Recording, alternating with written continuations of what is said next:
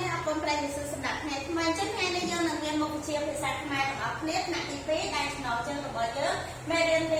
29ភ្ជន់ច្នះផ្ញើផ្ញើជើងលោជើងខលខលោជើងបលបនិងលោជើងខលហអញ្ចឹងចំណុចដែលអ្នកគ្រូបង្រៀនបងប្អូននៅថ្ងៃនេះគឺយើងរៀនអំពី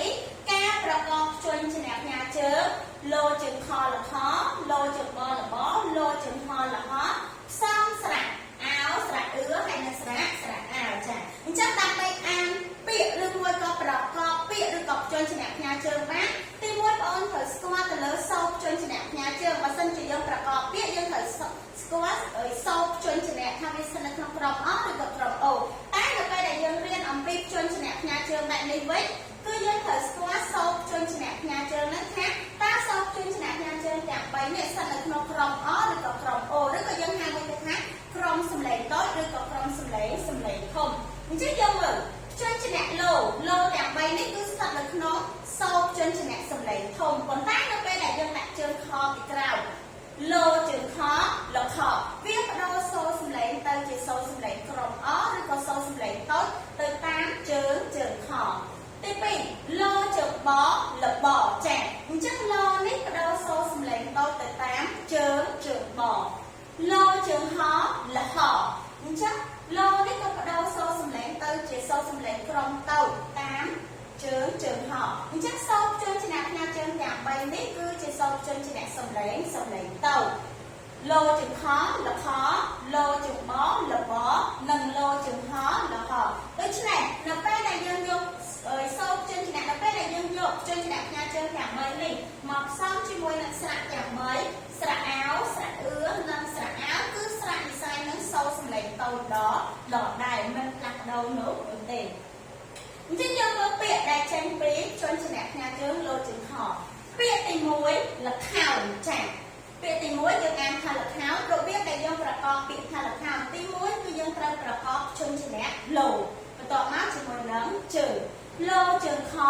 លខសំឡេងតូចដាក់ស្រៈអោល្ខោនិងណោល្ខោនលោជើងខលខដាក់ស្រៈអោល្ខោនិងណោយកបានពាក្យថាល្ខោនអញ្ចឹងប្រភេទល្ខោនខ្មែរយើងមានច្រើនប្រភេទតែអ្នកគ្រូយកប្រភេទរូបភាពបែបនេះគឺយើងឲ្យឈ្មោះថាល្ខោនបាសាក់ចាអញ្ចឹងល្ខោនបាសាក់នេះចាស់គាត់ចូលមើលចូលចិត្តមើលជាពិសេសឪពុកម្ដាយអ្នកគ្រូដោយសារគាត់ជាមនុស្សដែលមានវ័យចំណាស់អញ្ចឹងគាត់ចូលចិត្តមើលប្រភេទល្ខោនបាសាក់អញ្ចឹងឧទាហរណ៍យើងមួយក្រុមល្ខោននេះល្បីណាស់ចា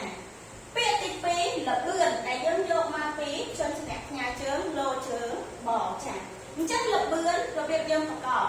លោជើងបលបសំឡេងតូចលោជើងបលបដាក់ស្រៈអឺល្បឿនិងណូល្បឿនចាលោជើងបលបដាក់ស្រៈអឺល្បឿននិងណូល្បឿនគឺជាកម្រិតដែលយើងជិះឧទាហរណ៍ថាអូនជិះកង់ចុះពេលខ្លះអូនជិះលឿនពេលខ្លះអូនជិះយឺតអីចឹងទៅនោះគឺជាកម្រិតល្បឿនដែលយើងជិះលឿនឬក៏យឺតឧទាហរណ៍គាត់កំពុងបន្ថយល្បឿនចាចឹងគាត់កំពុងបន្ថយល្បឿនមានន័យថាគាត់កំពុងតែជិះយឺតដំបូងលឿនដល់ពេលគាត់បន្ថយល្បឿនទៅគាត់ទៅជាយឺតវិញពាក្យទី3លះហើយយើងយកមកពីភ្ជន់ច្នះផ្ញើជើងលោជើងហអញ្ចឹងលះហើយយើងប្រកបមួយខ្លះ